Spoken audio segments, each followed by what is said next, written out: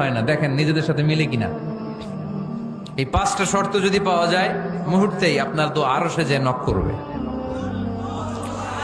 এক নাম্বার শর্ত আকলুল হালাল, হালাল খাওয়া।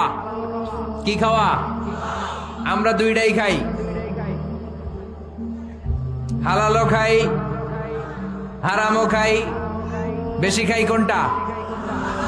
হ্যাঁ, কি খান? আমি কই নাই কিছু, আপনারাই কইছেন। নিজের উত্তরে নিজে ধরা না। হারাম খেলে তো দোয়া কবুল হয় না। লা ইয়াদখুলুল জান্নাতা জাসাদুন গুযিয়া বিল হারাম। ওই দেহ কখনো জান্নাতে যায় না যে দেহ হারাম খেয়ে বর্ধিত হয়েছে।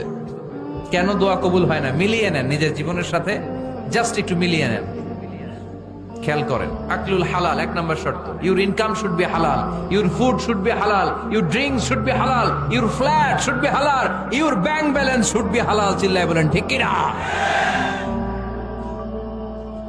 এক লোক কাবার চারপাশে শুধু দোয়া করে, ইয়া রব, ইয়া রব, ও আমার রব, তুমি আমারে মাফ করে দাও, তুমি আমারে মাফ করে দাও। এই সাহাবীর কান্নাকাটি দেখে, এই লোকের কান্নাকাটি দেখে অন্য সাহাবারা বলল, আজকের সব সওয়াব এই লোকে নিয়ে যাবে।